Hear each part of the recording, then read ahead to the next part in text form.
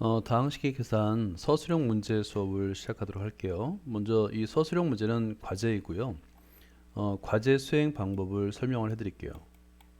문제를 푸는 동안에 이 동영상이다 보니까 문제를 푸는 동안에는 동영상 멈춤을 해주세요.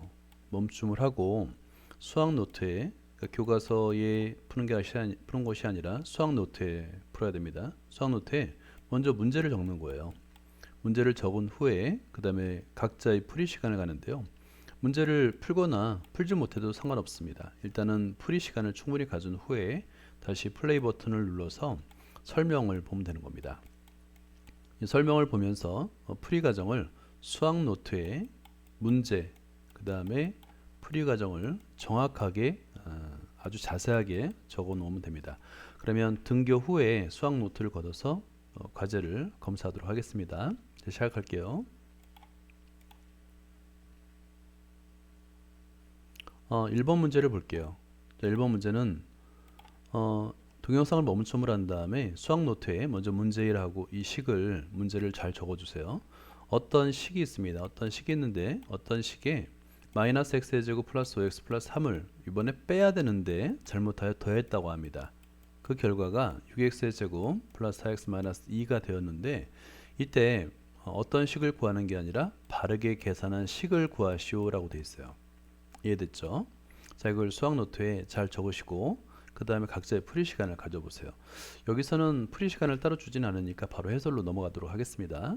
동영상을 멈춤 버튼 눌렀다가 다시 플레이 버튼 눌렀다, 이걸 잘 해주시기 바랍니다. 자, 해설을 볼게요.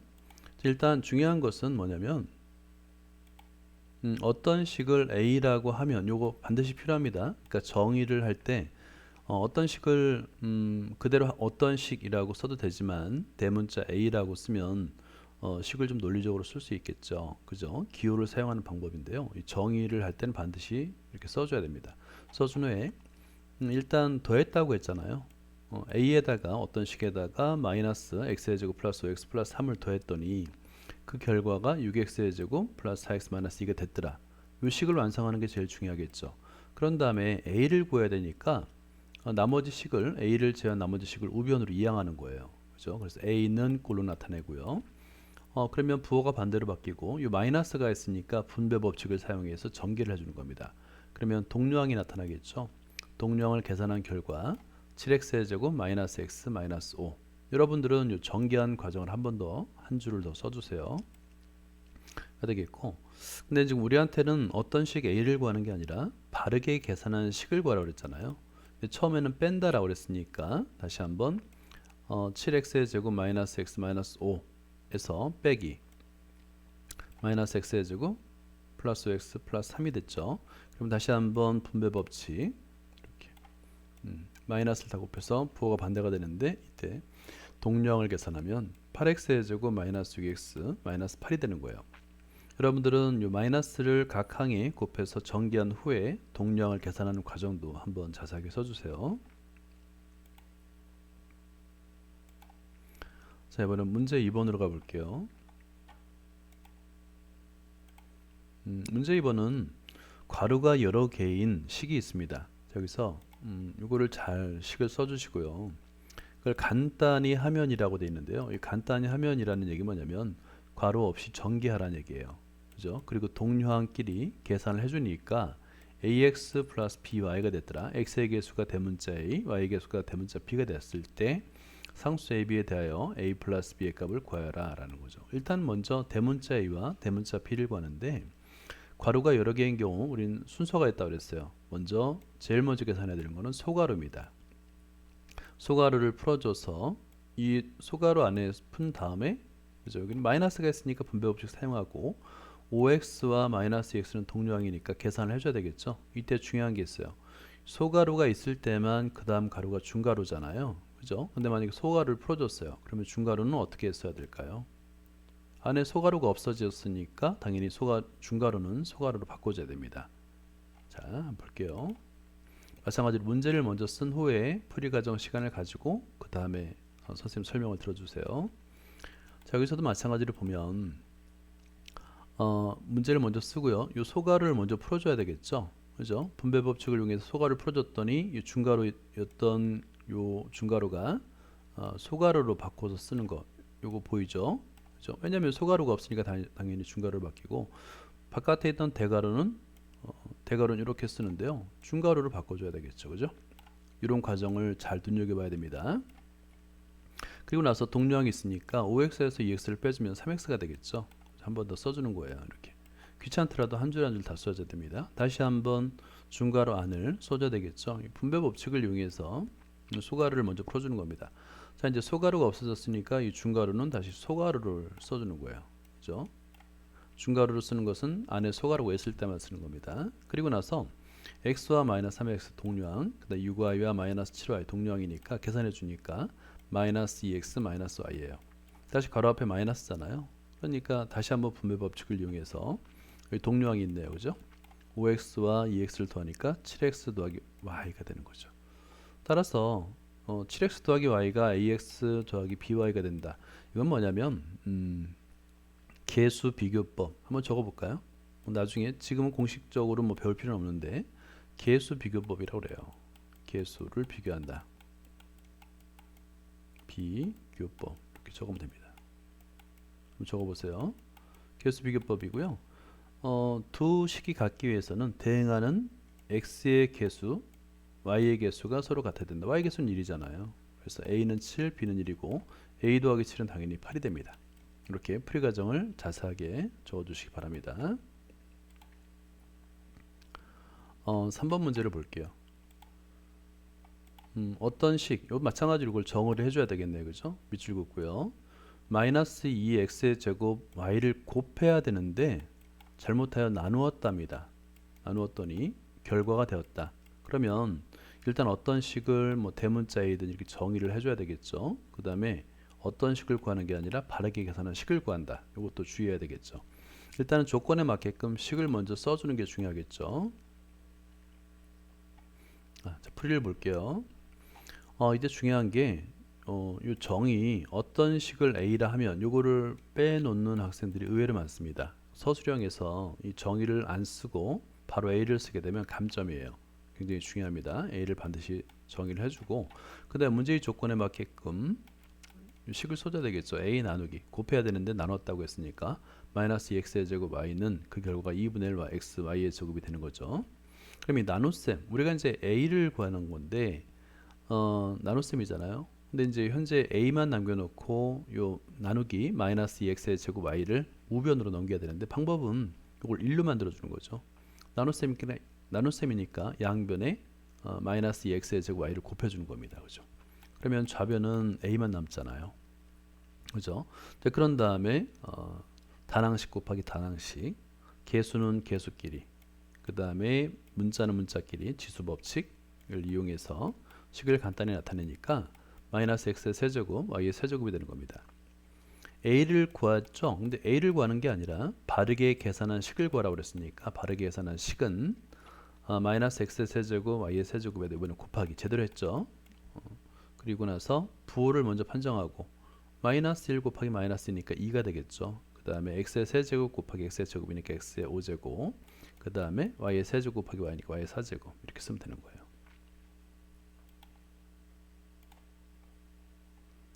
자, 문제 4번을 볼게요. 그림과 같이 색칠한 직사각형을 직선 L축으로 1회전시켰을 때 밑줄 그어주시고요. 문제를 잘 쓰시고 밑줄도 그어주시고 만들어진 입체도형의 부피. 여러분 그 입체도형의 부피를 구하는 식은 모든 도형의 입체도형의 부피를 구할 수는 없어요. 우리가 구할 수 있는 부피, 그러니까 입체도형 중에서도 부피를 구할 수 있는 것은 제한되어 있습니다. 대표적인 게 원기둥, 기둥 모양은 밑넓이 곱하기 높이를 구할 수 있잖아요. 그리고 나서는 기둥을 중심으로 뭐 뿔대 그리고 구 정도만 구할 수 있어요. 나머지는 구할 수 없습니다. V를 A, B에 관한 식으로 나타내 주었는데요. 일단은 여기서 이 L을 축으로 해서 회전시키면 뭐가 될지를 예상을 해야 되겠죠. 그러면 속이 빈 원기둥이 된다는 걸 알 수 있을 거 아닙니까? 그러면 기둥의 부피, 기둥은 부피를 구할 수 있는데요. 기둥의 부피 한번 적어볼까요? 부피 어떻게 구할까요? 부피는 적어주세요. 밑넓이 곱하기 높이입니다. 그게 뭐 원기둥이 아니어도 상관없어요. 밑넓이 곱하기 높이로 계산해 줍니다. 이거를 한번 적어 주시고요. 그러면 밑넓이 곱하기 높이, 밑넓이는 원이 되겠죠. 반지름이 2a인 원과 반지름이 a인 원을 이용해서 구할 수 있습니다. 풀이를 볼게요. 이 그림도 여러분 그려주세요. 수학 노트에. 뭐 너무 잘 그릴 필요 없는데 그릴 때는 자를 이용해서 좀 가급적이면 좀 성심성의껏 그림을 그려주기 바랍니다. 자, 어떻게 푸냐면 풀이 방법은 일단 위에서 해설이 되어 있는데요. 원기둥이 만들어지는데 속이 빈 원기둥이 만들어져요. 그래서 큰 원기둥의 부피에서 작은 원기둥의 부피를 빼주면 됩니다. 그죠? 그러면 뭐 우리가 구하려는 부피를 V라고 대문자로 많이 씁니다. 볼륨의 머리 글자 쓴 건데요. 이 바깥에 있는 큰 원기둥의 밑넓이는 2a예요. 그러니까 반지름이 2a인 원이니까 밑넓이가 파이 r의 제곱이잖아요. 원의 넓이는 파이 곱하기 2a의 제곱. 그 다음에 높이는 2b. 그리고 안에 있는 원기둥인데 이 속이 빈 원기둥인데 반지름이 a예요. 그러니까 파이 r의 제곱, 파이 a의 제곱. 높이는 똑같죠, 2b. 그래서 이렇게 식을 써줘서 계산을 해주는 겁니다. 그러면 파이 곱하기 사이의 제곱, 일단 지수를 풀어줘야 되겠죠. 곱하기 2b, 그 다음에 마이너스 2파이 a의 제곱 b 이렇게 계산해 줍니다. 그리고 나서 좀 더 간단히 나타나더니 8파이 a의 제곱 b 마이너스 2파이 a의 제곱 b가 되고요. 동료항이죠. 그러니까 계수끼리 계산해 주니까 8에서 2를 빼면 6파이 a의 제곱 b가 되는 거예요. 알겠죠? 여러분 이 그림도 뭐 아주 잘 그리라고는 하는 게 아니라 여러분이 알 수 있게 문제를 풀 수 있도록 그림을 꼭 수학 노트에 그려주세요. 빨리 나가니까 풀이 과정을 적는 동안에는 플레이 버튼을 잠시 멈춤으로 해놓은 다음에 풀이를 해주세요. 자, 문제 5번을 볼까요? 그림과 같이라고 되어 있어요. 그림과 같이 밑면의 가로의 길이, 자, 가로의 길이가 3ab, 세로의 길이가 2b. 이 직립면체는 사실은 기둥이죠. 그죠? 어떤 기둥인가요? 사각기둥이죠. 그러니까 기둥은 부피를 구할 수 있습니다. 부피는 밑넓이 가로 곱하기 세로 곱하기 높이가 되겠죠. 이렇게 부피가 주어졌어요. 24 a의 제곱 b의 세제곱 마이너스 12 a의 세제곱 b의 제곱일 때 이 직립면체의 높이를 구하시는데 보통 높이는 소문자나 대문자 h, 소문자 h를 많이 씁니다. h라고 정의한 다음에 써야 되는데 이 h도 풀이 과정 전에 풀이를 시작하기 전에 정의를 반드시 써줘야 됩니다. 이거 간단하죠, 그죠? 밑넓이 곱하기 높이니까 볼게요. 여기서 이거 중요합니다. 직립면체의 높이를 h라 하면 만약에 이 정의를 하지 않고 그냥 h를 쓰게 되면 감점이 되는 거예요. 자, 그러면 방금 전에 말씀드렸듯이 밑넓이는 가로 곱하기 세로가 되겠죠. 3ab 곱하기 2b 곱하기 높이. 이게 이제 직립면체의 부피는 하고 요거 우변과 같다라고 했으니까 이 식을 먼저 완성해 주고요. 그 다음에 좌변 h만 남겨야 되잖아요. 그 전에 이제 간단히 나타내 주니까 6a 제곱 bh 하고 다시 한번 써줬어요. 우리가 구하려는 건 h니까 양변을 뭐로 나눠줘야 되냐면 6a b의 제곱으로 나눠줘야 되겠죠. 그래서 나눠주니까 좌변 h만 남고 6a b의 제곱 분해가 되는 거예요. 이때 주의할 게 있습니다. 이 두 개 분자를 두 개를 모두 나눠줘야 되는 거죠. 이렇게, 그죠? 각각으로 나눠줘야 되는 거예요. 어느 하나만 나눠준 다음에 답을 쓰면 안 됩니다. 굉장히 중요해요. 그래서 각각의 분수로 나타낸 다음에 분모 분자 약분을 해주니까 4ab 마이너스 2a의 제곱 b 풀이 과정을 좀 더 자세하게 적으세요. 여러분들은 이런 과정 바로 이퀄하지 말고요. 이퀄 전에 써주세요. 이렇게 6a b의 제곱 그 다음에 24 a의 제곱 b의 세제곱 마이너스 그 다음에 6 a b의 제곱 그 다음에 12 a의 세제곱 b의 제곱 이렇게 써주세요. 그런 다음에 통분을 해줘야 됩니다. 그래야지 실수하지 않아요. 자, 6번을 볼게요. 다음 그림에서 두 직사각형이 있어요. A, B가 있는데 넓이가 서로 같다라고 했습니다. 뭐 직사각형의 넓이는 가로 곱하기 세로입니다. 그런데 직사각형 A는 가로의 길이와 세로의 길이가 주어졌어요. 그런데 직사각형 B는 가로의 길이가 없습니다. 그죠? 그리고 세로의 길이만 줘줬어요. 이 두 개의 값이 서로 같다, 넓이가 같다 라는 식으로 먼저 나타내야 되겠죠. 일단 이 가로의 길이는 정의를 해줘도 되고요, 뭐 그냥 한글로 써도 됩니다. 상관없어요. 자, 먼저 일단 직사각형이니까 직사각형 A의 넓이는 금방 구할 수 있죠. 가로 곱하기 세로지 않습니까? 그럴 때 이제 지수 법칙을 이용해서 먼저 간단히 나타내 주니까 2분의 3 x의 제곱 y 곱하기 x의 제곱 y의 4제곱, 그리고 계속 길이, 그 다음에 x 위치 같으니까 x의 2분의 3 x의 4제곱, y 곱하기 y의 4제곱이니까 y 5제곱이 되겠죠. 자, 그러면 직사각형 A의 넓이를 구했어요. 자, 그런데 직사각형 B의 넓이는 직사각형 B의 가로의 길이 곱하기 세로의 길이잖아요. 그죠? 그 값이 넓이가 같다 그랬으니까 2분의 3 x의 4제곱 y의 5제곱이라고 쓸 수 있죠. 그죠? 여기서 우리가 구하려는 것이 직사각형 B의 가로의 길이니까 양변을 6x의 세제곱 y로 나눠주는 겁니다. 그죠? 그래서 직사각형 B의 가로의 길이는 이 되는 거예요. 는 이렇게 양변을 6x의 세제곱 y로 나눠줄 때 보통 나눗셈은 역수의 곱셈으로 바꾸니까 2분의 3 x의 4제곱 y의 5제곱 곱하기가 되는 거죠. 역수. 여러분 그 역수의 의미를 아나요? 역수. 자, 역수의 뜻이 뭘까요? 한번 적어보세요. 역수는 하고 점점하고 곱하여 1이 되는 두 수 한번 적어보세요. 역수는 곱하여 1이 되는 두 수 적어주세요. 그래서 분수인 경우는 부모 분자를 바꿔준 수가 바로 역수가 되는 겁니다. 그리고 부모 분자에 통분해 주니까 약분을 해주니까 4분의 1 xy의 4제곱이라고 값을 계산할 수 있는 거예요. 자, 문제 7번 한번 볼게요. 문제 그림이 좀 복잡해 보이긴 하는데요.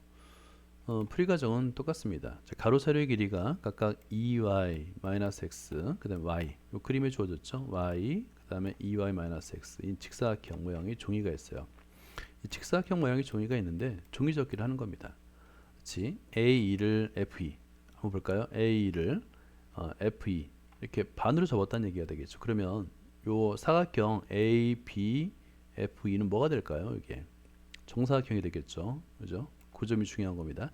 다시 ED를 그러니까 ED를 EG에 접는다 그랬잖아요. 그러면 다시 한번 오른쪽 위에 있는 정사각형이 하나 만들어 주시죠. EDHG는 정사각형입니다. 또 아래쪽에 접었다 그랬으니까 IHC 요 J인가요? 이것도 마치 정사각형이 된다는 거예요. 정사각형이 가로의 길이, 세로의 길이가 같다.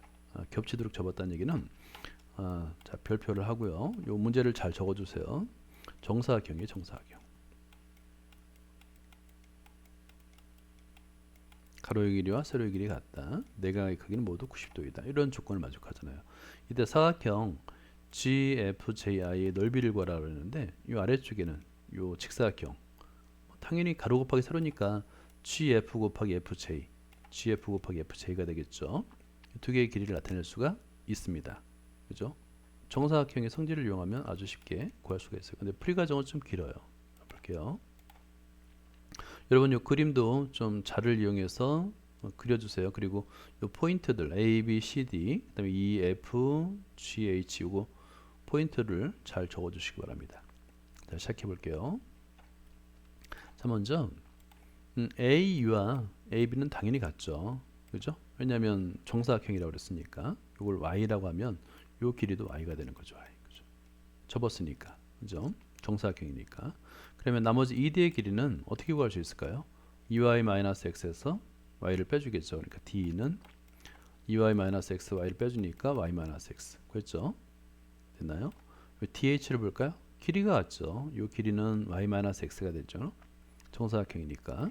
그 다음에 우리 HC를 볼까요? HC. HC는 원래 길이가 y였는데 그래서 y-x를 빼주니까 그죠?